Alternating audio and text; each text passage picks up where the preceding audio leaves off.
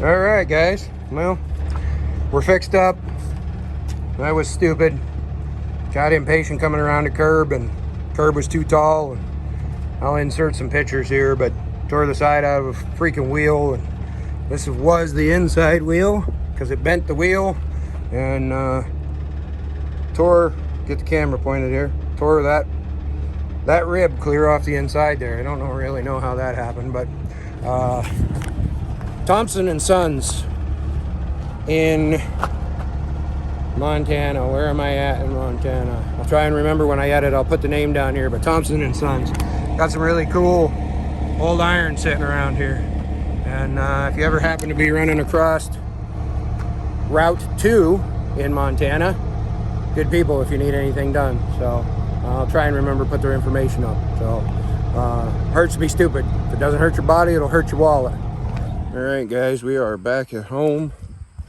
I got home yesterday after I delivered the CNC machines. Came back home. We ended up coming home, staying here, going and delivering the CNC machines. As you can see, the parking lot's done. The dude knows he's not allowed to come any further than about right there. Stay. Doesn't keep it from testing the waters. So, parking lot's done. Put the new mailbox post in yesterday. Gonna go get the golf cart today, but I think first I gotta go get the camper from the service center. And as you can see, the rollers here, keeping it rolled out till it settles in pretty good. Got lots of room for Bella in the step deck. Do have a little bit of trouble with clearance on that wire with stacks. Right there where it droops in the middle. When I come in from that direction, of course I try and keep it as tight to the grass as I can and swing up right about where the car's sitting and then head towards the garage, pull up, and the idea is to back it in over there, so of course we still got lots of room for everything else. But right there is the lowest point in the wire, and of course with building up the ground it was just inevitable we're about an inch or two short. So I've been rolling it, try and get it packed in some, and just got to watch. I had to back up a little bit and move over, and the stack's cleared right about right here, and I was able to get in tight and back her in. But it takes more to turn that 78 feet of truck around than you would think. But even with the axle sucked up yesterday, which that's temporary thing, they'll be going back spread. I got the dump valves in the mail day before yesterday, I think, before I got home, and they're inside on the table. I'll try and remember to show them to y'all later.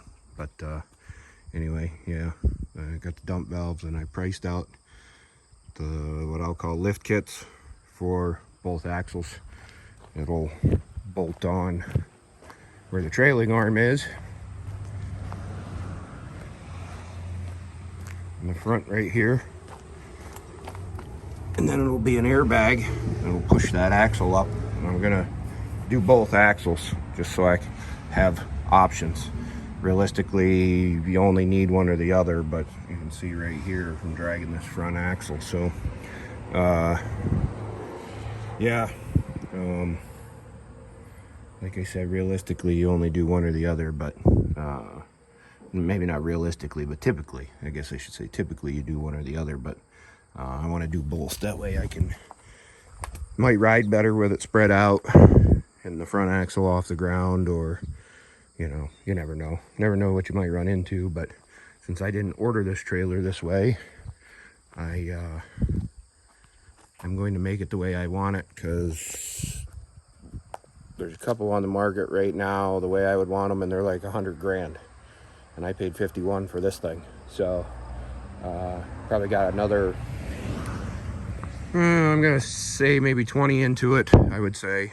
So the only reason for that really is the ramps. That ramp setup is a little over 9 grand to get the center post, the ramps, and the brackets for everything to hang on there. So and then I got 6 grand in toolboxes, and probably another 2 grand in mounts. So, you know, there's 8, and it's what, 15 grand on top of the 51 that I paid for the trailer. And I'm not bragging, I'm just stating numbers so people know. Some people want to know what it takes, what the price of things is. That's the story. So of course we got Bella here. I got them disconnected because I got to get Bella over by the house here and get her cleaned out and repacked and ready to go again. And some people probably aren't going to like it, but we got some heat shields that got to go on here before we leave again. So the state that I live in, because I left company where I had an Illinois plate and I had to get a PA plate, their state inspection law requires heat shields. So I bought some old school heat shields. When we get done with today, it's probably a little windy out, sorry guys, but when we get done with today, I'll try and remember to show you all the dump valves and the heat shields. And then I'll probably, today's Saturday, I'll probably put them on Monday because the load board's not looking very good right now. So yeah, we'll look on Monday and see what's out there, but might go load Monday. But them heat shields have to go on because DOT can enforce inspection and inspection laws, vehicle inspection laws. So that gives them an excuse to pull me over. That's why I don't run tint on my windows, because Pennsylvania loves to hit you for tint. So it's one of them things. Abide by the law and do your thing and try and make money. So anyway, there's a rundown of everything. I'm going to disconnect this thing and we're going to go pay the service bill on the camper because I left the awning out and messed up the awning. So I pulled the rivets out of the mount. So go pay the bill and get it picked up and get it out here. And then I got to figure out where I want to park it. I think I'm going to put it back where I had it. And I think this thing is going to serve as a motorcycle garage for the most part. I don't know how much of this I have showed, but I bought this mainly to haul the car and the motorcycle around if I needed to. But my stepdaughter and her husband recently moved. They use it. That's why the moving blankets are all over the place, but plenty of room. And it can be used for motorcycle garage because that garage isn't sealed up enough and the bike always ends up dusty and dirty. So, and as you can see, it's got the interior light. It's got the lights on the back, but they don't work because when they wired them to that battery, they apparently didn't protect the wires or something. I don't know. I'm gonna probably have my camper shop rewire this, just mainly because I don't have time to rewire it right now. But it's got the race car package on it, so it's got the lights up there and the lights over here. And I think I'm gonna have them put an awning on it on the side of it here. So anyway, let's get this unhooked and get to the camper sales / shop.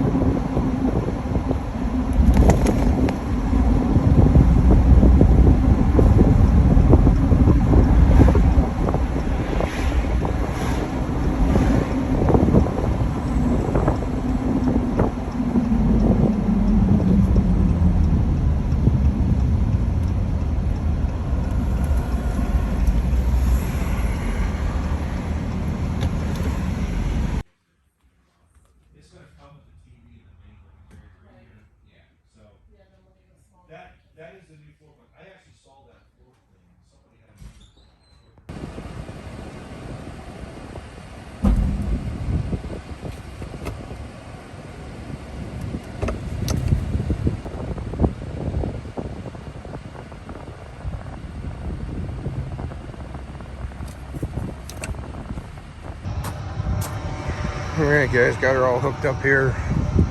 What had happened was I left the awning out, pulled one of these rivets out, and I pulled a rivet out.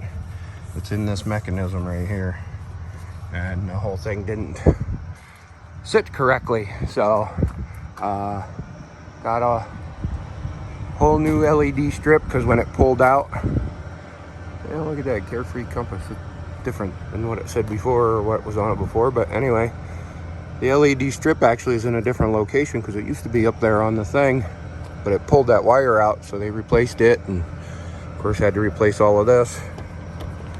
So, and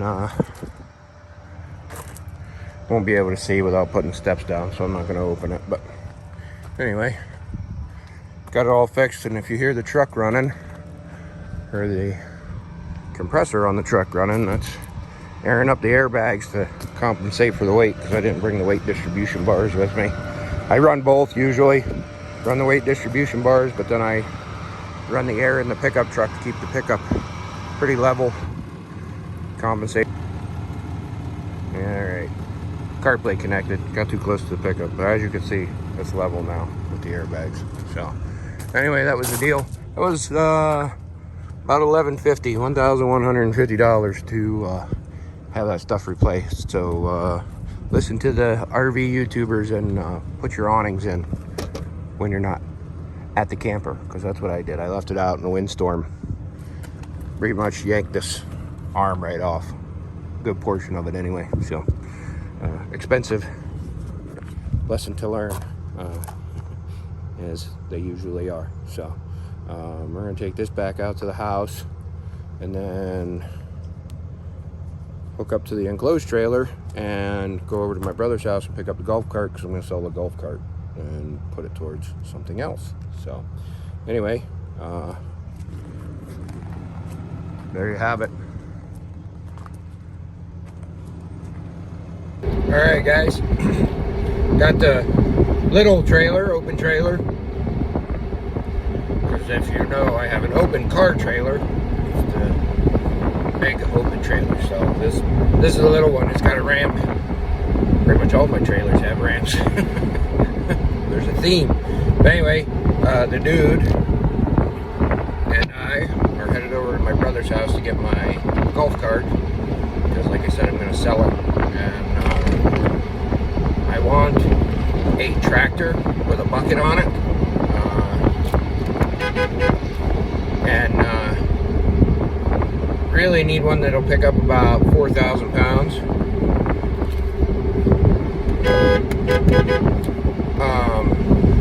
The horn on this thing is weird. Try and stick to 3 beeps, but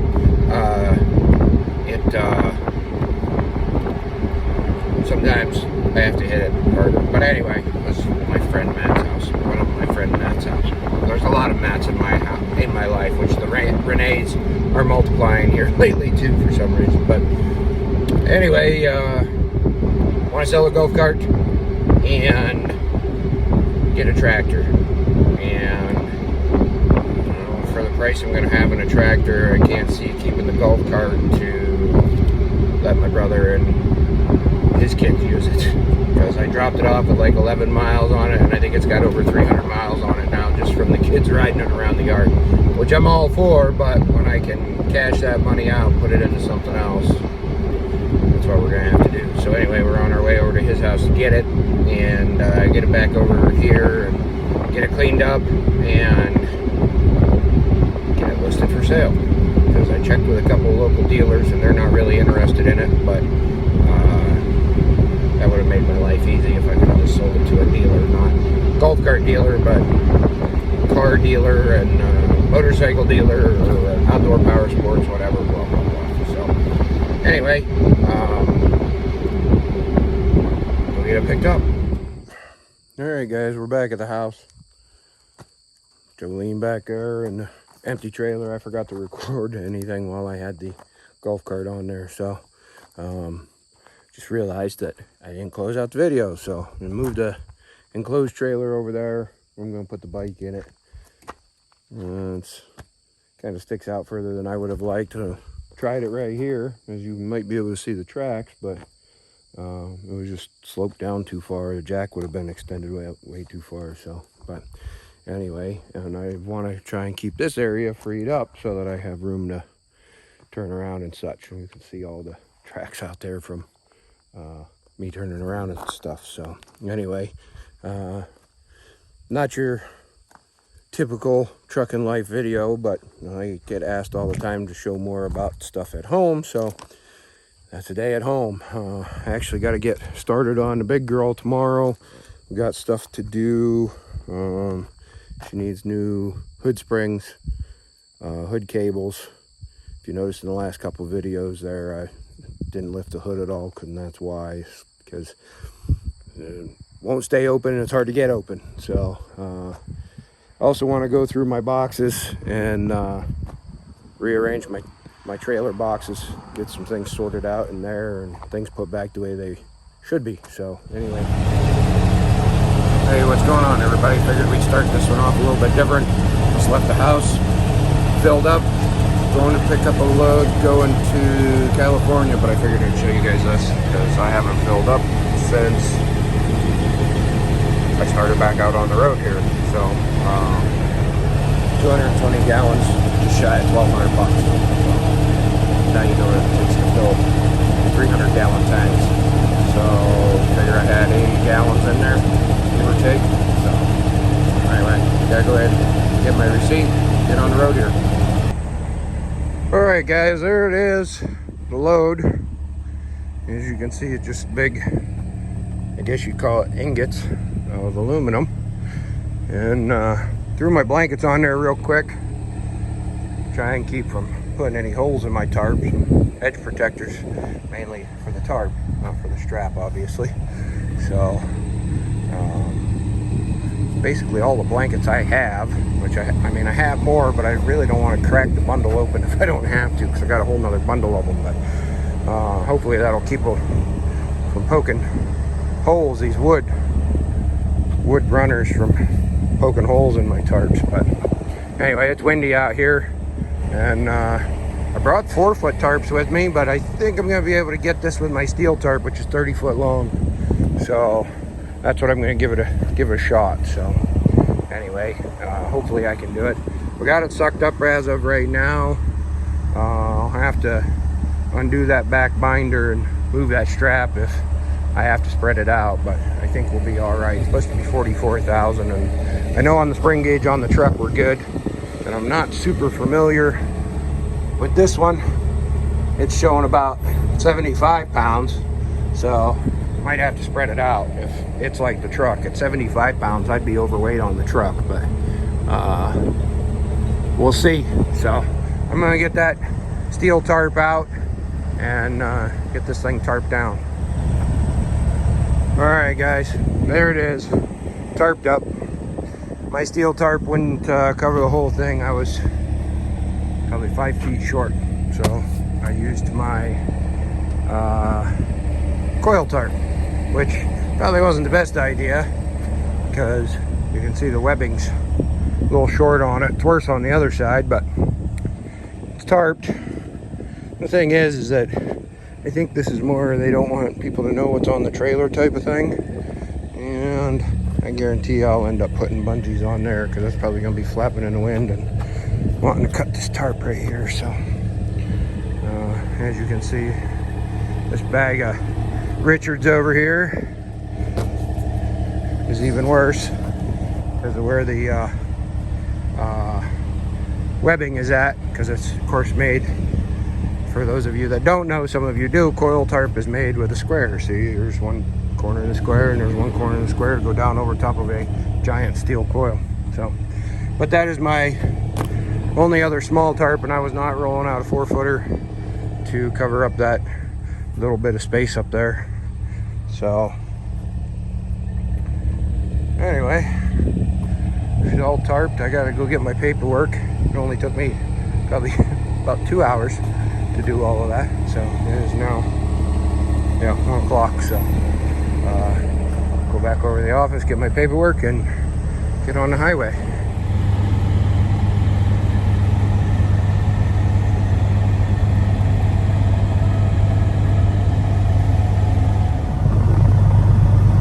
Alright guys, we are at Seville, Ohio. I don't know what's going on that microphone. And stopped here to eat, but we waited in Youngstown at the TA, and I don't have the GoPros up and running yet, so I didn't record anything coming over here. But the TA over there didn't have a restaurant of any kind, and I didn't feel like eating cardboard pizza, so came over this far to get through Akron before traffic got bad. So, but figured I'd show you the scale because I'm still loading it heavy on the trailer. So, yeah, and he even asked me. There was another gentleman there that hauled him pretty regularly, and the second one, I'll try and remember to put up the picture, but the second top layer, the gentleman that was loading there said you probably get away with putting that right up side by side with the other one. Well, he was right, because we're 10,000 pounds heavier on the trailer than we are on the drives, and so I had to stretch it out, of course, at 38,000, and pull the axle back out. So I don't know if you can see it right there. They are spread out. So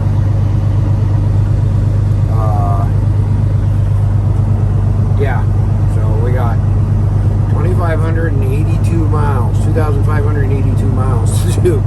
So good or better, let's get at her.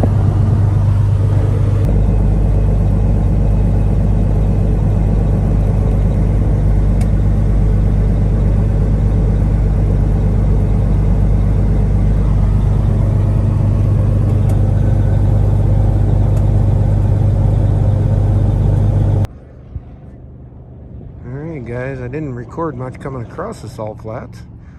Freaking 2 helicopters just went by. Chinooks. But this is the salt flats. As you can see, you can walk out on them, drive on them, all kinds of stuff. And Bella's back over there in the beautiful scenic view.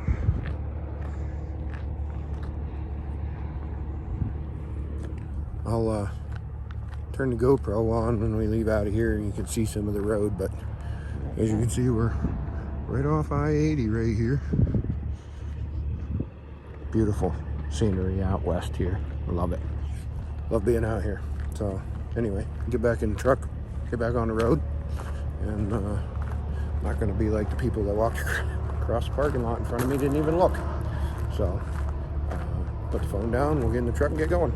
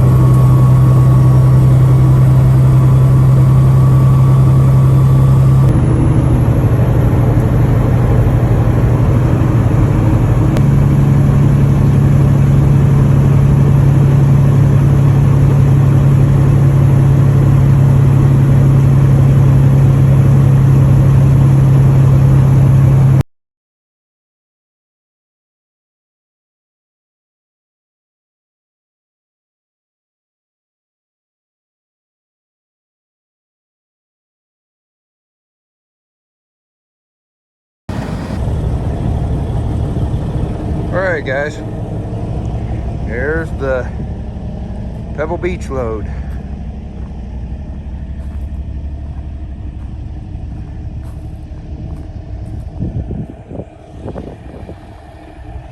The only difference on the other side is we have some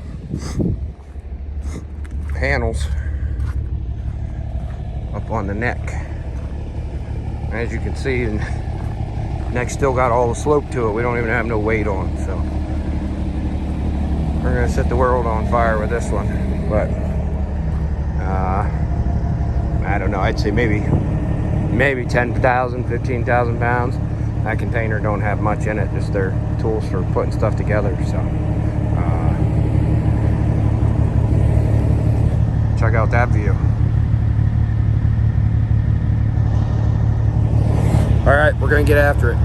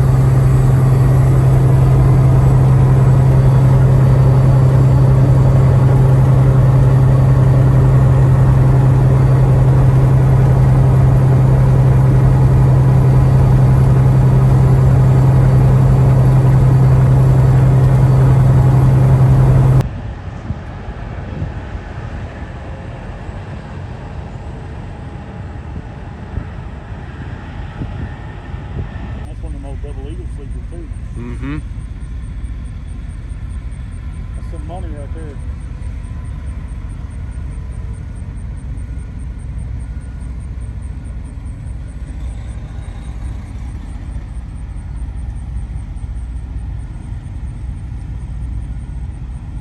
Shoo, buddy. 53.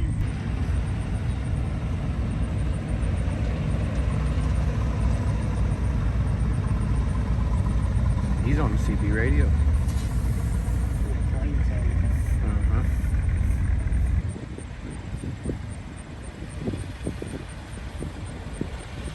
Actually, old school fucking lights and everything on it. I swear to God, it was an old truck. Mm-hmm. And the weed burner.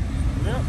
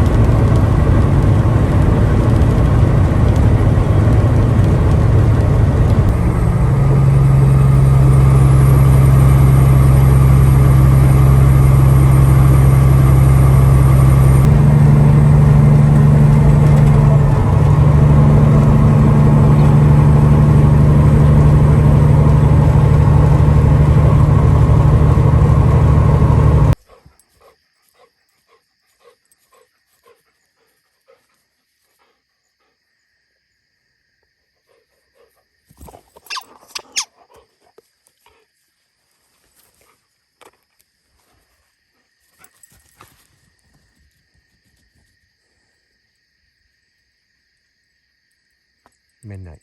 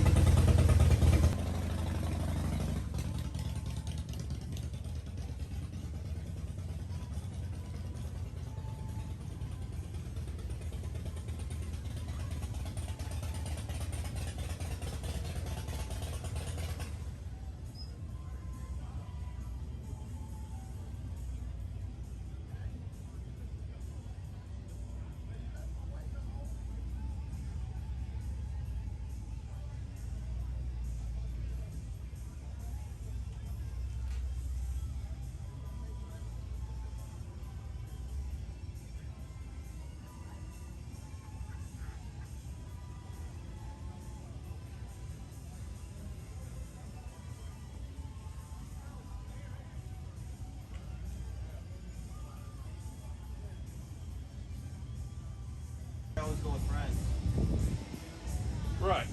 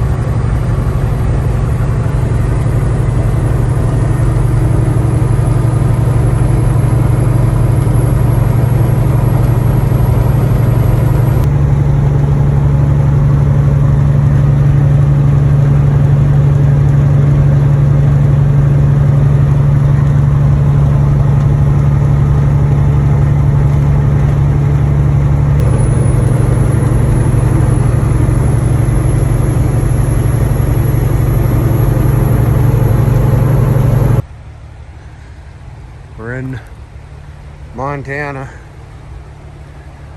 Just stopped alongside the roadway here. Got our load of septic tanks on. Going to Billings. We're running up US 91 here. And stopped to take some pictures.